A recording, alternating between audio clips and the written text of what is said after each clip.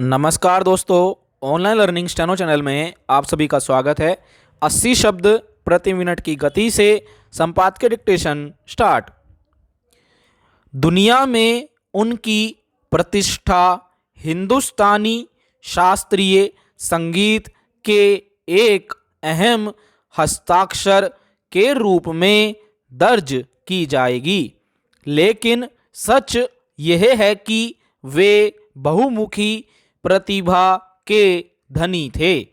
जीवन के अलग अलग आयामों की विशिष्टता से परिपूर्ण पंडित बिरजू महाराज का जीवन संघर्षों के साथ शुरू हुआ। जब सिर्फ 9 साल की उम्र में उनके पिता अच्छन महाराज गुजर गए और परिवार की जिम्मेदारी उनके कंधों पर आ गिरी।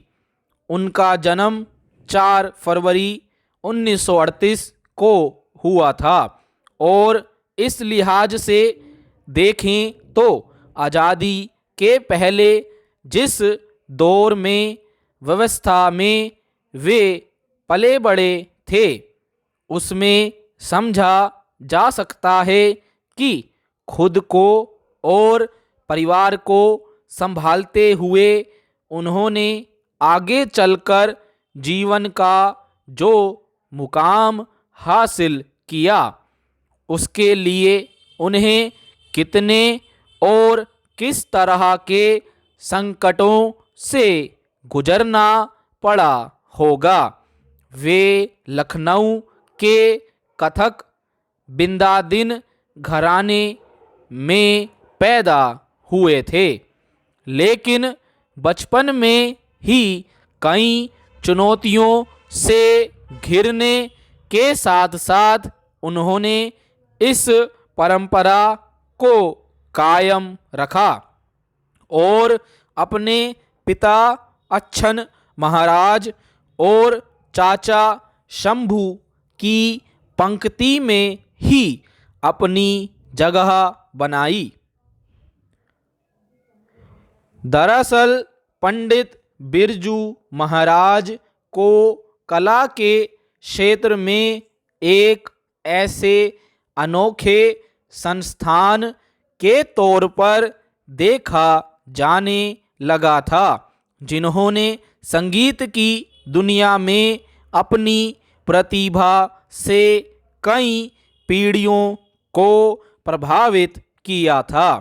हालांकि जब वे महज 3 साल के थे, तभी उनके पिता को यह अंदाजा हो गया था कि उनके बेटे के भीतर किस तरह की प्रतिभा छिपी है।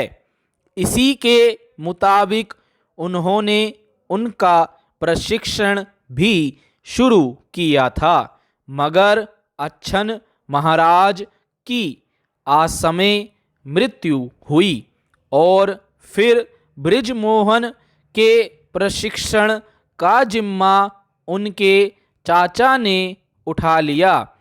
उनकी प्रतिभा का अंदाजा इससे लगाया जा सकता है कि महज 13 साल की उम्र में ही बिरजू महाराज ने दिल्ली के संगीत भारती में नृत्य की शिक्षा देने का काम शुरू कर दिया था।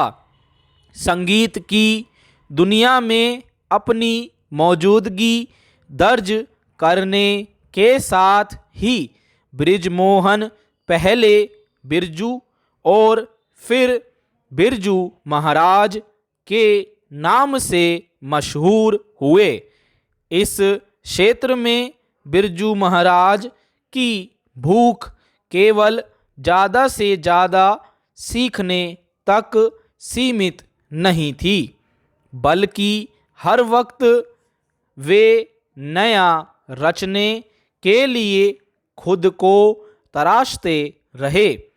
बचपन से संगीत और नृत्य की सीख उनके भीतर जिस स्तर तक घुली उसके बूते ही उन्होंने अलग अलग तरह की नृत्यावलियों मसलन गोवर्धन लीला, माखन चोरी, मालती माधव, कुमार संभव और फाग बहार आदि की रचना की।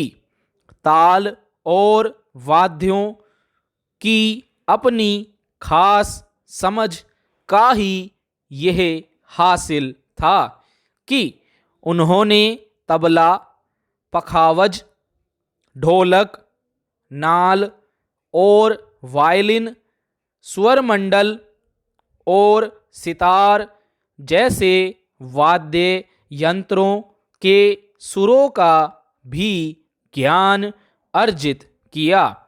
स्टॉप। दोस्तों, अगर आपको इसका पीडीएफ चाहिए तो आप हमारे व्हाट्सएप ग्रुप और टेलीग्राम ग्रुप से जुड़ सकते हैं, जिसका लिंक नीचे डिस्क्रिप्शन बॉक्स में दिया गया है। धन्यवाद, मिलते हैं अगली वीडियो में।